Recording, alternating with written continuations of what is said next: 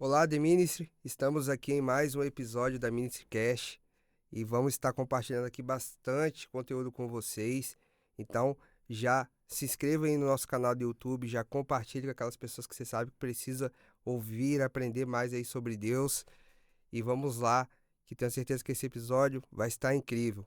Estou aqui com o pastor Terclim Milagre, o pastor aqui da nossa igreja. Hoje a gente vai falar sobre um assunto muito importante aqui também, sobre obreiro, sobre diácono, sobre o conhecimento daquilo que a gente exerce na casa de Deus e da importância da gente estar sempre buscando conhecimento. Eu gostaria desde já de passar a palavra para o senhor, pastor Terclin, se apresente aí, fique à vontade. Amém, amém. Graça e paz, pessoal. Sou o pastor Terclim Milagre e é uma satisfação estar aqui hoje com o nosso amigo Luiz Felipe, nosso maestro, nosso produtor aqui na Ministrycast, né? Esse trabalho, esse novo projeto, com essa roupagem aí, a fim de edificar vidas.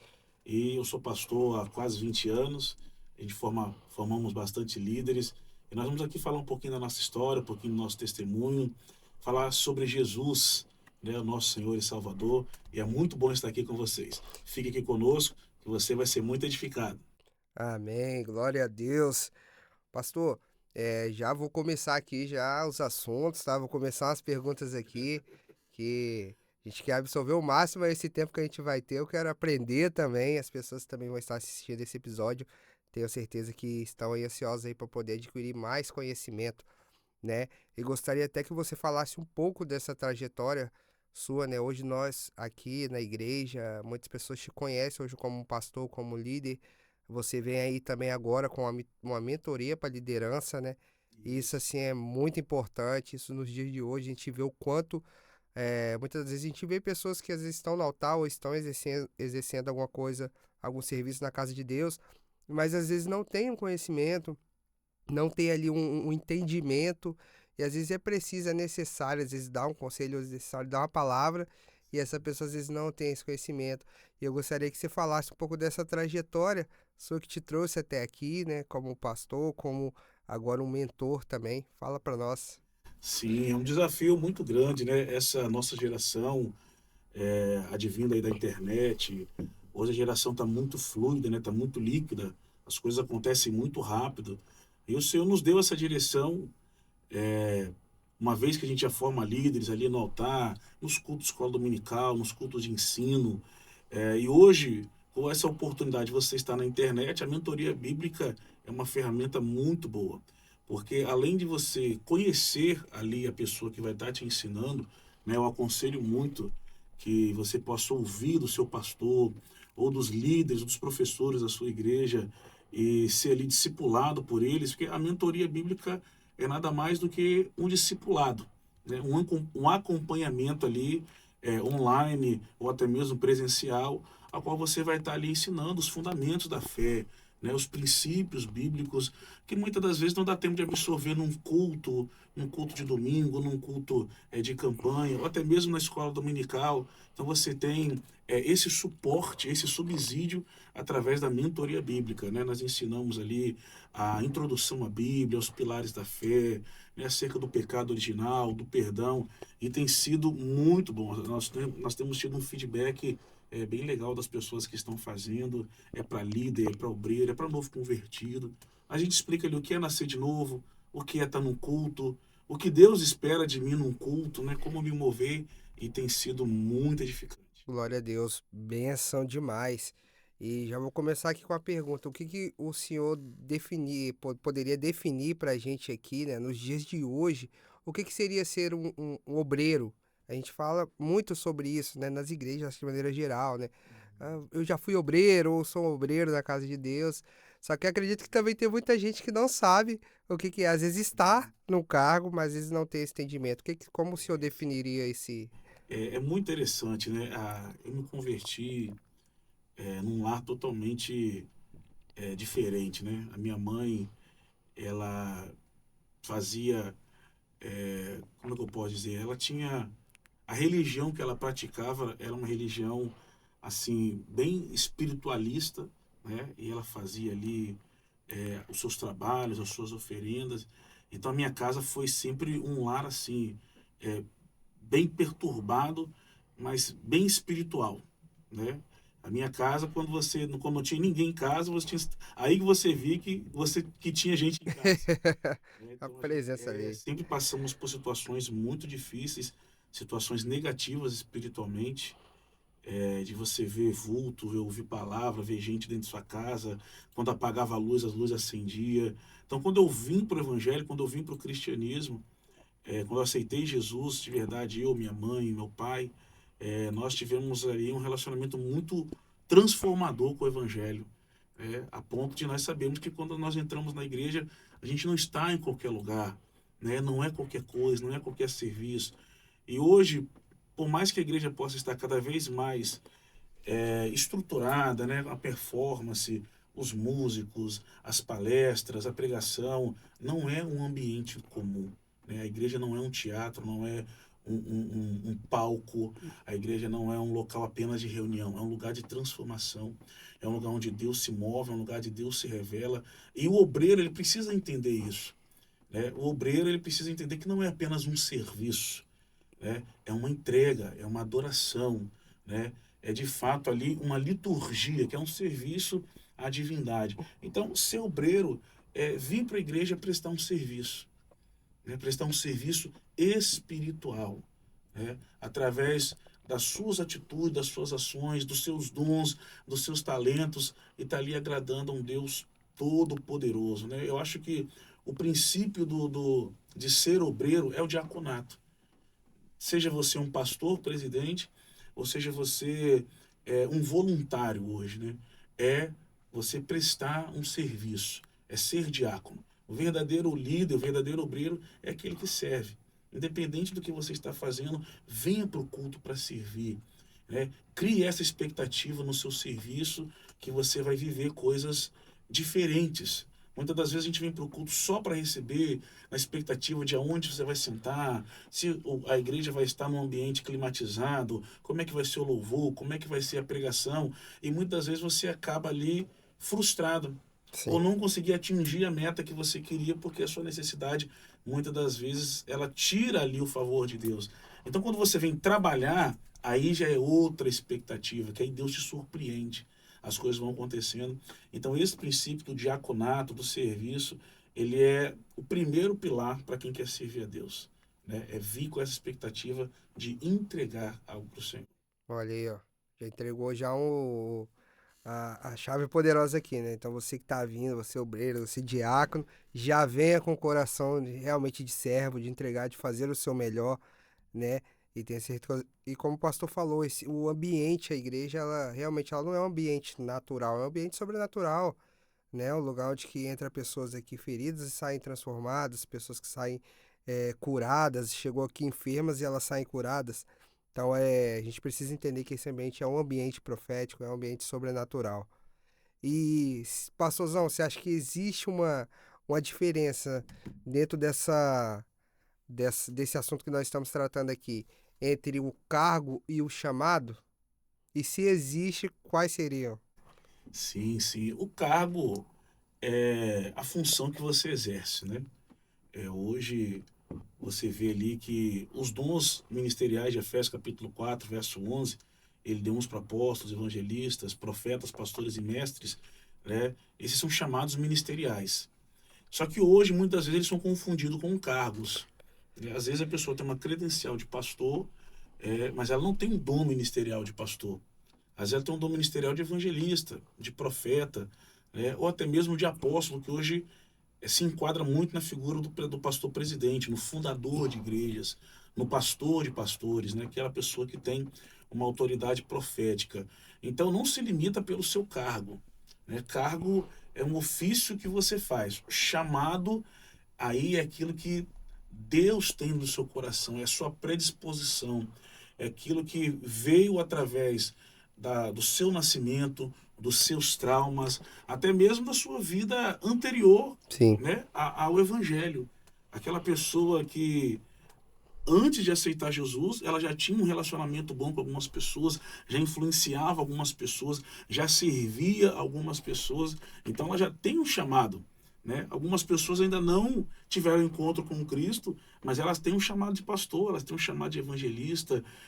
Muitas das vezes a gente pensa que não, mas as pessoas que estão no mundo aí fora aí, exercendo uma grande influência negativa, às vezes um artista, um traficante, ou alguém que se move em outras áreas, em outro tipo de religião, ele tem um chamado de líder.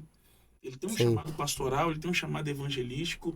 Então, o chamado é diferente do cargo. O cargo é aquilo que você exerce por necessidade, pelo momento, mas o chamado não. O chamado ele é intrínseco dentro de você. sim, perfeito. E como saber se alguém ele está pronto para estar no altar?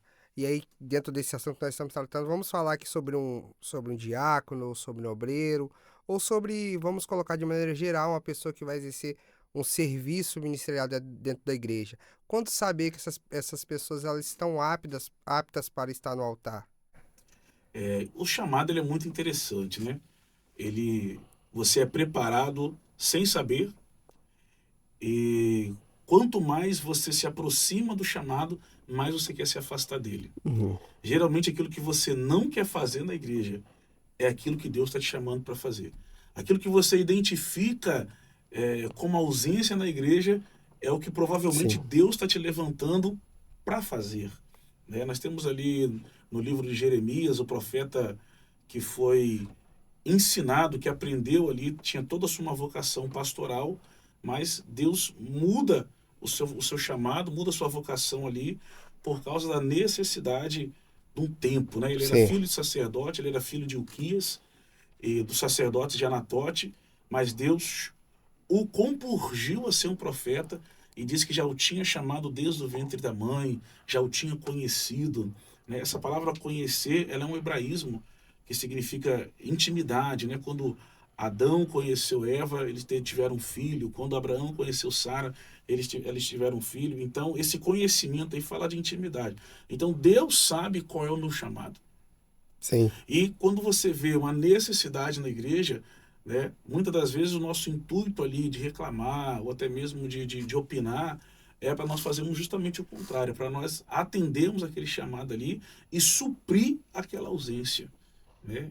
Então, essa função ela é muito interessante para você descobrir qual é o seu chamado.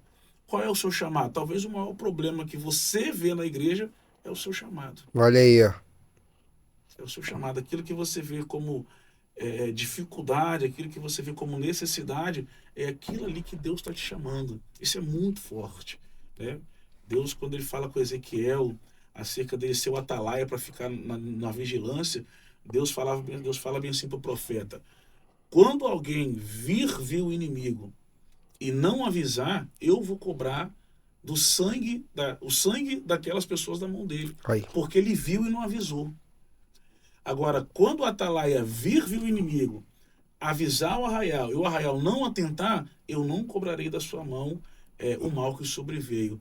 Então, a ausência que nós estamos vendo é Deus cobrando de nós como atalaia. Olha aí, ó. É Deus dizendo, faça alguma coisa, porque nós estamos inseridos no corpo de Cristo. Isso é muito interessante, né? Às vezes, você precisa entender que não é vir para o culto somente para receber, mas sim para fazer parte, para fazer um trabalho, para entender qual é a sua função ali naquele ambiente. Perfeito. E acho que dentro da nossa estrutura mesmo, ministerial, né, a gente, ao longo do tempo, a gente vai se capacitando, vai buscando conhecimento, a gente vai adquirindo ali entendimento das coisas. E qual que é o conselho, o que que o senhor diria para aqueles que, com esse desenvolvimento, esse crescimento ministerial, ele manter o coração de servo? Eu acho que isso é, acho que de maneira geral, assim, global, nas igrejas. Eu não acho que eu possa até falar isso de maneira global em qualquer área que se tenha liderança e crescimento de pessoas ali, mas manter um coração humilde, manter um coração de servo, porque a gente vê muito, eu já vi muito assim, e hoje em dia continuo vendo, às vezes as pessoas elas vão crescendo ali ministerialmente, e aí ela acaba perdendo um pouco daquilo até que o senhor falou, né? Como a gente, quando a gente vem à igreja, a gente precisa vir com o coração de servir, da gente entregar o nosso melhor, independente das minhas expectativas, independente daquilo que eu estou vivendo, mesmo de eu estar ali e entregar o meu melhor. Então, se é um coração humilde, um coração de servo, então como que a gente se mantém como que a gente preserva, né, este coração à medida que nós vamos aprendendo, vamos amadurecendo também ministerialmente. Às vezes, quando eu comecei a minha caminhada com Deus no ministério, geralmente quando alguém começa, o seu início é marcado por uma grande consagração, por uma intensa consagração. Como assim? A pessoa vai no monte, a pessoa jejua, a pessoa ora, é a primeira a chegar na igreja, é a última a sair, e isso culmina, né, numa grande estrutura, numa unção, como a gente fala espiritualmente, né? E a pessoa começa a exercer aquilo ali. Quando vai passando o tempo, Deus se estabelece em alguns lugares, é, é normal, né, você começar a esfriar. Você não vai fazer mais tantas coisas que você fazia, até porque a demanda ministerial, ela vai crescendo, vai crescendo, vai crescendo. Então a obra nunca desbasta. Isso é uma coisa que a gente sempre fala nos nossos seminários. A obra nunca desbasta. Quanto mais você se envolver, mais você será envolvido. Se a pessoa quiser, o Evangelho acho que é a única instituição que, se a pessoa quiser desaparecer, ela desaparece. Que ela entra num culto e nunca mais sai. Que daquele culto ela vai para outro lugar, é uma visita, é uma consagração, é um monte, depois é outro culto, depois é reunião, depois é evangelismo, aí é batismo. Então, quanto mais você se envolve, né, maior vai ser o seu envolvimento. Só que é nesse ponto que as pessoas, muitas das vezes, perde a ligação com o espiritual, perde a sua ligação com Deus, e daqui a pouco a gente está subindo no altar de uma maneira automática, Sim. já está subindo no altar de uma maneira normalizando, né? E ali começa a ter uma vida espiritual mais devagar, uma vida espiritual mais medíocre. E como as coisas muitas das vezes vão parecendo cada vez mais fáceis, porque você vai fazendo, vai fazendo, vai fazendo, vai fazendo, daqui a pouquinho você entra ali no modo automático, você já faz aquilo ali, você abre culto, fecha culto, louva, arruma a igreja, fecha a igreja, prega, faz apelo, e você vai esquecendo de Deus. Aí nesse exato momento que as coisas começam a ficar difíceis. Então nós precisamos sempre estar linkado com Deus, né? O nosso Deus, ele é um Deus de hábito, né? O nosso Deus, ele é um Deus que você tem que buscar ele todo dia, porque Relacionamento, né? relacionamento todo dia, você não pode perder o seu relacionamento com Deus, porque você vai crescendo, você vai assumindo cada vez mais responsabilidade, aí daqui a pouquinho você esquece do propósito original, que é de servir a Deus, que é de estar ali com aquele mesmo temor de quando você era um novo convertido, de quando você começou, né? Uma vida de altar, uma vida de púlpito não é uma vida de altar. Às vezes a Aí, pessoa está tão no automático que ela está ali no púlpito, mas ela está esquecendo de ter uma vida de altar. olha aí, ó. Então, uma vida de altar é uma vida de entrega, uma vida de sacrifício, é uma vida de adoração a Deus, né? Quando você aprende isso, você se torna um líder diácono, um líder que é exemplo, um líder que intercede, um líder que está amando todas as pessoas ali à sua volta, um líder que é amigo, né? Que não é senhor, né? E um líder que é humilde, que nunca perdeu ali a sua função. Jesus, no auge, no ápice dos seus 3 anos de ministério, ele foi lavar os pés dos discípulos. É, Né? No ápice do seu ministério, ele foi lavar os pés dos discípulos. Ele se tornou menor do que todos eles. Então, quanto mais você cresce no seu ministério, mais você deve estar aos pés de Jesus. Esse é o segredo para todo aquele que quer caminhar com Deus. Que diminua eu para que ele cresça. glória a Deus. E a Bíblia, o próprio Jesus, na verdade, né, foi um exemplo de servir, né? Acho que ele ensinou, o próprio Deus, ele nos ensinou, né, com a nossa conduta, qual deveria ser, né? O próprio, quando o jovem chega, né, até Cristo, fala, bom mestre, o próprio Deus Ofereça-lhes a indaga, vida né? eterna, Marcos Aí capítulo ele, 10. e aí ele diz o quê? Por que me chamas bom? E aí eu falo, pô, ele era o próprio Deus, pô. Jesus sendo o próprio Deus, mas acredito que seja justamente para poder que essas coisas não minem o nosso coração, né? Como o senhor disse, a gente vai criando ali um desenvolvimento, a gente vai crescendo mesmo, amadurecendo, aí a gente começa a Um criar. príncipe, Luiz, quando ele está diante do seu reino, ele nunca deve pensar, eles estão aqui para me servir. É, Né? Eu sou um príncipe. Não. No reino de Deus, o príncipe, ele olha para o reino e diz: o que eu posso fazer para servi-los? Olha aí, ó. Né?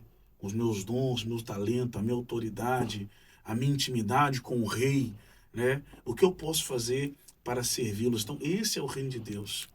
É assim que se move o reino de Deus. Senão, muitas das vezes, nós vamos ficar frustrados, porque nós vamos querer esse tipo de reconhecimento que Deus não nos prometeu, porque a glória é dele, É, a glória do Senhor. E muitas das vezes nós confundimos reconhecimento com glória. Né? Queremos que as pessoas nos entendam, queremos que as pessoas nos promovam, queremos que as pessoas nos reconheçam, mas Deus não prometeu isso. Deus prometeu que a gente possa ter uma vida em paz, uma vida em santificação. Sem santidade ninguém verá Deus. Ele disse que nós teríamos aflições. Então, no reino de Deus, quanto mais alto, mais você tem que descer. é, Quanto mais alto, mais você tem que descer. Mais você tem que voltar às primeiras práticas, senão você se perde. O que tem de pessoas perdidas hoje dentro do templo, frustradas. Por que Deus não fez isso? Por que fulano não me chamou isso? Porque perderam a engrenagem do servir. sim, Né? Estão ali querendo recompensa por tudo aquilo que fizeram na obra, por tudo aquilo que fizeram para Deus, por tudo aquilo que fizeram pro ministério. Né? Só que Deus nunca prometeu isso. é, Deus nunca prometeu isso. Ele prometeu nos salvar. E, a partir deste momento, nós servirmos a Ele. Né? O diácono, lá em Atos capítulo 6, quando o crescimento da igreja trouxe aquele problema, porque todo crescimento vai trazer problema, todo crescimento vai trazer divergência, porque junto com o crescimento vem a diversidade. Né? Tem igrejas que a pior coisa que pode acontecer nela é o crescimento. Tem ministério que a pior coisa que pode acontecer nele é o crescimento. Porque quando vir o crescimento, vai vir as diversidades. Então, quando lá em Atos capítulo 6, quando as viúvas helênicas não estavam sendo assistidas, se os apóstolos não entram com uma solução, ali haveria a primeira divisão da igreja primitiva. olha aí, ó. Ali haveria a primeira divisão da igreja primitiva. Em 2 cultos, a igreja cresceu de 500 para 5.000. Né? Então você imagina aí um crescimento de 100% em menos de um mês. Os apóstolos viram uma murmuração das viúvas helênicas quanto os donativos. E qual foi a solução dos apóstolos? Escolherem os diáconos. Sim, Homens de boa reputação, cheios do Espírito Santo e cheios de sabedoria, que o próprio povo escolheu para servi-los. E ali Pedro acabou com o problema. A igreja cresceu ainda mais poderosa, né? E os diáconos, eles não eram apenas servidores. Muito pelo contrário. A classificação dos diáconos era praticamente a mesma dos apóstolos. Você vê que os diáconos faziam as mesmas coisas que os apóstolos faziam. aí, Eles eram usados de uma maneira sobrenatural. Porque no reino de Deus, Luiz, não importa o seu cargo. No reino de Deus, nós somos um corpo. E a mesma autoridade que está sobre aquele que está no altar também está sobre aquele que está na cadeira sentado, sobre aquele que está lá na porta, sobre aquele que está lá no banheiro, sobre aquele que está lá embaixo. Deus, ele se move no corpo inteiro da igreja. O Espírito Santo se move de uma maneira coesa dentro de todo o corpo. E os diáconos, eles eram extraordinários.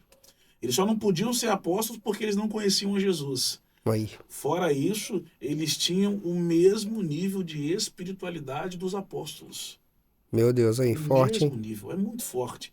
Porque muitas das vezes alguém pode se achar que não está sendo reconhecido ou que está sendo diminuído pelo fato de não ter um cargo de destaque. Mas o reino de Deus não é uma empresa. A igreja não é uma empresa onde existe ali os exclusivos, existe Sim, ali... Não, não, não. A igreja é um corpo que se move e ela tem um cabeça. E esse cabeça, ele não é injusto. Esse cabeça, ele é totalmente igualitário. Ele usa todo mundo da maneira que pode. Aquele que tem fé será usado. glória a Deus. E já entra até numa pergunta que eu ia fazer. Como que um diácono, obreiro, enfim, pode influenciar a igreja, mesmo sem o microfone? É o que você falou, mesmo sem estar ali Mesmo na sem posição estar de na destaque, frente. talvez. Totalmente, totalmente. Hoje, talvez, o maior problema da igreja hoje seja os obreiros. Esse é o maior problema da igreja. Porque na visão, imagine alguém que não conhece o evangelho, não conhece o cristianismo, não conhece a Bíblia, ele vem num culto. dificilmente ele vai entender dos louvores que estão sendo cantados. Ele nunca Sim. ouviu aquele estilo de música. Ele não conhece a Bíblia que está sendo cantada ali. Ele não vai entender a palavra que está sendo ministrada. Ele não sabe quem foi Ageu, ele não sabe quem foi Zaqueu. Pode até saber pela música do Regis da Neve, Sim. mas ele não conhece a história. Muita coisa, ele vai em um local totalmente desprovido de intimidade com aquele local. E o que é que vai fazer ele voltar? O que é que vai fazer ele se gostar daquele ambiente? Né? A maneira que ele for tratado. E quem é que vai tratar ele? São as pessoas que vão recebê-lo. Então, o maior diferencial da igreja é ter um corpo de obreiro, né, que serve, que Sensível, ama, né? que é sensível, que sabe para que está ali, não cumprindo uma escala, mas recebendo uma vida, recebendo o maior interesse de Cristo. O maior interesse do Senhor é as almas. Então, a maneira com que ele é recebido lá embaixo, aqui na porta, né, e que entregue o bombonzinho para ele com o visitante, é mais importante, muitas vezes, do que a mensagem que ele vai ouvir. Né? Você repara algumas pessoas, quando elas aceitam a Jesus, muitas vezes elas não aceitaram pela mensagem que foi ministrada. Elas aceitaram pelo parente que fez o convite, elas aceitaram porque elas decidiram, elas já vão decididas para a igreja. A mensagem, ela é apenas um convite especializado para ele aceitar Jesus. Sim. É por isso que os cultos de domingo, que são o chamado culto evangelístico, o culto da família, esses cultos eles têm que ser totalmente estratégicos. Os louvores que vão ser entoados, a mensagem que vai ser ministrada, ela tem que ser o mais simples possível. Tem que ser Jesus na sua essência. Compreensível, né? Tem que ser Jesus na sua essência, porque Jesus ele nunca deu uma de teólogo para indoutos. Nunca deu Verdade. uma de teólogo para indoutos. Na verdade, Jesus disse para algumas pessoas, as pessoas que Jesus falou que ele era o Messias, eram pessoas que totalmente não tinham conhecimento nenhum de quem era ele ou a sua palavra. Quando ele falou para a mulher samaritana, quando ele se revelou para outras pessoas como Messias, ele falou para pessoas totalmente ignorantes. Ele não falou para Nicodemos que ele era o Messias. Ele não disse para os fariseus que ele era o Messias. Mas para quem não tinha o conhecimento, para quem estava desesperado, ele se revelou. Então Jesus está interessado em se revelar da maneira mais simples para aqueles que precisam. Então muitas das vezes na hora do culto, né, o obreiro, o voluntário, ele é a pessoa mais importante do culto para o visitante. Ele não é para o membro, ele não é para os obreiros, mas para o visitante, o abraço que ele vai receber. Eu me lembro até hoje, quando eu entrei na igreja a primeira vez, 2 brincos na orelha, um cordão, camisa regata, e o pastor, o irmão que chegou, veio e me deu um beijo no rosto, depois o pastor foi lá e me deu um beijo no rosto, e eu fiquei totalmente, né, achei aquilo muito estranho, Constrangido? constrangido, com vergonha. Imagina um homem te abraçando, né, há 20 anos atrás, né, e te dando um beijo, te dando um abraço, dizendo que bom que você veio aqui, né? E eu tenho uma criação militar muito dura, né, onde eu não tinha muito esse tipo de relacionamento com o homem, né? Mais frio, mais Mais bruto. frio, bem mais militar, bem mais um dinamismo assim, bem mais rígido. E quando eu entrei na igreja e recebi ouvi esse comportamento, recebi esse tipo tive esse tipo de recepção, isso mexeu muito comigo, né? Às vezes, um convite que você faz ali, ele é o fator preponderante para fazer com que a sua igreja seja um lugar receptivo. Esse acolhimento, né? O acolhimento ele é preponderante para o crescimento da igreja. Pois é, e a importância, né? Isso é muito importante. Como você falou, a igreja, né? Ela é um lugar onde que entra pessoas, assim...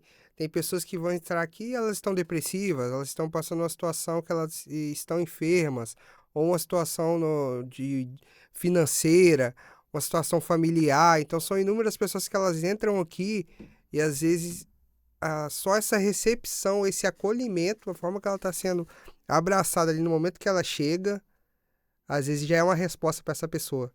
E aí, como o senhor falou, no momento da mensagem, que é o convite, é essa pessoa. E o cara tá lá. porque ela já no início ali, ela já foi acolhida, ela já se Isso. sentiu Se a segura no pessoa for ambiente. mal recebida quando ela entrar, ela já não vai prestar atenção no louvor. Ela vai ficar perguntando Ela já que hora esqueceu que vai tudo, acabar. Não, já bloqueou. já Ela bloqueou. quer saber que hora que vai acabar o culto. Se ela foi mal recepcionada, né, ela já não vai estar aberta para a mensagem. Agora, se ela foi bem recepcionada, se ela recebeu um beijo, um abraço, se ela vê que as pessoas estão se importando com a presença dela ali, ela vai querer voltar. Ela vai querer saber o que está cantando, quem é, ela vai se interessar. Então, quando o corpo de obreiro, quando a igreja está percebida para esse tipo de pessoa, o culto é diferente. Sim, O culto é diferente. Quando você convida alguém para a igreja, quando você traz um visitante para a igreja, repara as pessoas que trazem um visitante na igreja. Como é que é o culto delas? Quem traz um visitante na igreja, ele canta mais alto, ele oferta, ele intercede na hora do apelo, ele fica até o final do culto para apresentar o visitante ao pastor da igreja, sim, ao músico, ao pregador da noite, ele tira foto. Então há toda uma preocupação com o seu visitante. O obreiro que está na igreja, ele tem que ter essa mesma atitude todo culto, tem que ter essa essa sensibilidade, né? sensibilidade todo culto. Né? Então, é o papel evangelístico da igreja. Né? Quando você traz pessoas, quando você convida pessoas, você fica ali interessado em servir. Então, hoje, se eu sou um diácono, se eu sou um cooperador, se eu sou um obreiro, eu preciso saber me importar com o visitante que a pessoa trouxe. Sim, Né? Aonde ele vai sentar, qual o melhor lugar. Né? Às vezes nós temos um lugar específico na igreja ali que a gente gosta. Não, esse lugar aqui, o ar-condicionado chega, esse lugar aqui, o som fica mais gostoso. Você tem coragem de ofertar esse lugar para alguém? Para um visitante? Para alguém que precisa de ouvir uma palavra de Deus? Então é esse interesse que o obreiro tem que ter, que está faltando nas nossas igrejas. é, E não adianta a gente investir cada vez mais no louvor, investir cada vez mais na mensagem, se a gente não se preocupa com as vidas. que estão entrando, verdade. Com as vidas, né? Com o nosso público, com quem vai nos ouvir, né? Imagina, né? Eu também canto, né? A gente canta também e você está tão preocupado ali com o que você vai cantar e com quem vai ouvir que você está cantando. Sim, Quando nós nos preocuparmos com quem vai nos ouvir, né, o nosso louvor vai fluir mais, a nossa mensagem vai fluir mais. Existem pregadores que não olham para a cara das pessoas, não conversam com as pessoas, sim, não cumprimentam as pessoas. Né? Pastores que chegam num culto e só falta, né, é uma preocupação com o que vai pregar, uma preocupação com os problemas da igreja, mas esquece do humano que está ali. né? Aquela preocupação como é que é, do roteiro, né? É, Preciso introduzir a mensagem, e aí eu vou começar a aplicar ela, e aí eu vou dar toda aquela, né? Que a própria teologia ensina, né? sim, Hermenêutica, sim, homilética, sim. e aí às vezes entra com Mas essa preocupação, esquece. e como o senhor falou, né? O próprio Cristo, todas as vezes que ele ia levar a mensagem, para muitos ali era de uma maneira simples, né? Me corrige se estiver errado, né, mas as próprias parábolas elas faladas para que da Para que as maneira comum, pessoas né, para o entendessem entendimento a das pessoas. cosmovisão das pessoas que estão te ouvindo, pescadores, agricultores, filósofos, escritores, sacerdotes, estrangeiros. A sua mensagem ela precisa se adequar ao tipo certo de pessoas. Então você tem que ficar mais preocupado com as pessoas que vão te ouvir, né, com o que você vai falar em si. Que às vezes o que você vai falar não é a mensagem certa para o tipo de pessoa que vai te ouvir. Pois é. Então você precisa ter uma cosmovisão ali ligada. E nós ensinamos isso na mentoria bíblica, ensinamos a você ter a cosmovisão das pessoas que estão te ouvindo, ensinamos a você o tipo de mensagem que você tem que pregar, o momento que você tem que pregar, né, os temas que você tem que pregar. E quando eu comecei esse trabalho, eu morava em Vila Velha, né, meu pai tinha uma igreja aqui na Serra, e nós vimos aqui nos cultos de quinta-feira e domingo, e as pessoas começaram a querer vir conosco. Né? Querer vir conosco, aí veio um carro, veio dois carros, veio três carros, veio uma Kombi, veio um micro-ônibus, né? Já estava Uma tendo comitiva. cultos que a gente estava subindo de Vila Velha para a Serra com um ônibus. E aquilo ali houve a necessidade depois de nós criarmos um culto no lar lá em Vila Velha, da escola dominical lá em Vila Velha. Então o meu chamado, ele formado através da necessidade. Sim. Eu nunca quis pregar, eu nunca quis ensinar, mas a necessidade das pessoas que estavam comigo de aprender, né, trouxe em mim uma necessidade de se preparar para ensiná-las. Muitas das vezes, a pregação, o chamado do pregador, ele nasce de uma necessidade, não somente de um interesse. É claro que aquela pessoa que foi criada na igreja, é filho de pastores, é filho de obreiros, né? Ele tem um tempo para se preparar. Mas às vezes o cara que está lá no mundão, está saindo do mundo agora, e tem uma galera que vem atrás dele, uma galera que vai vir junto com ele não vai ter tempo de se preparar. Ele vai começar a pregar, Sim. ele vai começar a fazer a obra, e no caminho ele vai se preparar. Então cada um tem uma Vai história. sendo capacitado ali. Cada um vai sendo capacitado de acordo com o seu tempo. Mas o mais importante é o temor a Deus. É querer servir a Deus, é amar o próximo. Se você tiver isso, você pode ter certeza que você vai ser bem sucedido em tudo que você fizer. Glória a Deus, bênção demais. E vou fazer uma pergunta aqui, já caminhando até mesmo para o final aqui do nosso episódio, mas eu gostaria de fazer a pergunta que é interessante. Ainda mais hoje o Senhor, como um professor também, como um mentor que tem acompanhado pessoas, fazendo mentoria, né? E a gente vê que a gente vive uma era que as pessoas elas estão um pouco, posso dizer assim, mais sensíveis, né? Às vezes a gente fala um A, a pessoa entende B e tal. E por mais que a gente quer ter uma fala bem mansa, né? E é o nosso papel, né? A gente não pode ser, né, bruto, às vezes não falar ali, ser arrogante ou um pouco ignorante. Mas como a gente corrige e uma pessoa, principalmente aqueles que estão caminhando ali, que são obreiros, são diáconos, são ministros de louvor, são pessoas que servem, né, na igreja ali, sem, sem que essa pessoa se desmotive. Como a gente poderia corrigir essas pessoas sem que elas se desmotive na caminhada? Eu creio que o amor ao próximo, né? O amor a Deus, o amor ao próximo, o temor, ele é a sua maior ferramenta para você ministrar a palavra de Deus. Se você tem amor, é como se você estivesse falando para o seu filho, né? Você vai corrigir o seu filho, ou vai corrigir alguém que você admira, alguém que você se importa com ela. Quando você ama a Deus, Deus te dá amor pelo teu próximo. E como líder, você precisa exortar com amor, né?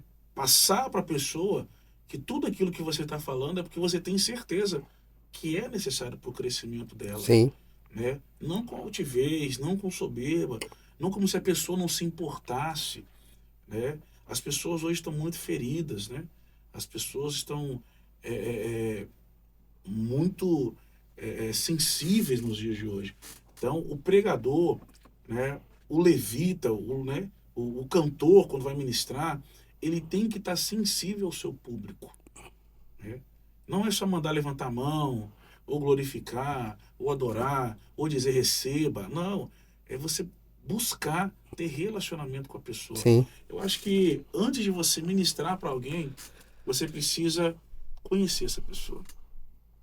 Então, na igreja que você serve, né, você se relaciona com as pessoas da igreja que você serve, né? Às vezes você ministra na dança, mas você não conversa com ninguém. Você não tem relacionamento com ninguém. Isso é um grande empecilho para sua ministração. Sua ministração nunca vai chegar ao coração das pessoas. Por melhor que ela seja. Por maior que ela seja. Um levita, um ministro de louvor, um pregador, né? Ele tem que ter um relacionamento com as pessoas. sim. Principalmente para exortar. Porque você não... Você ouve exortação de quem não te ama? De quem não conhece a sua vida? É difícil. Alguém que não sabe da sua história, chegar para você e dizer, você tem que fazer isso, você tem que fazer aquilo outro. Você vai dizer, esse cara não sabe nem o que ele está falando, ele não conhece a minha vida. Ele nunca foi na minha casa. Ele nunca tomou um café comigo. Então, se você exerce um cargo de liderança na igreja, seja do menor ao maior, você tem responsabilidade com as pessoas que frequentam ali. De cumprimentá-las, de abraçá-las, de orar por elas.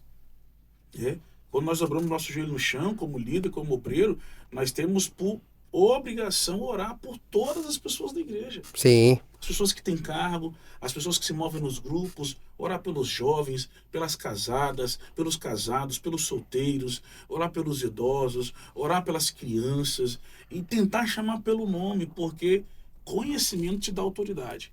Verdade. Quanto mais você conhecer a sua igreja, se relacionar com os membros da sua igreja, mais autoridade você vai ter. E mais as pessoas vão ter prazer de te ouvir.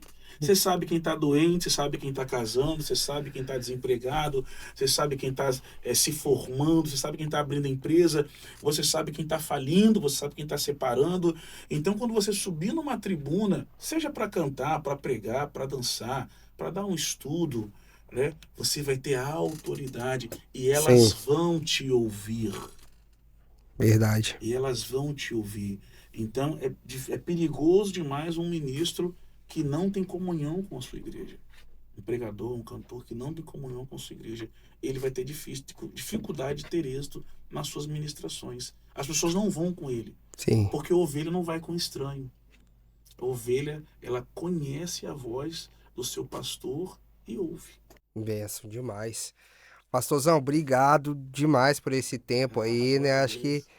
Eu acho que é só uma fração daquilo que a gente pode conversar ainda, aprender aqui, absorver do conhecimento de toda a trajetória que o senhor tem.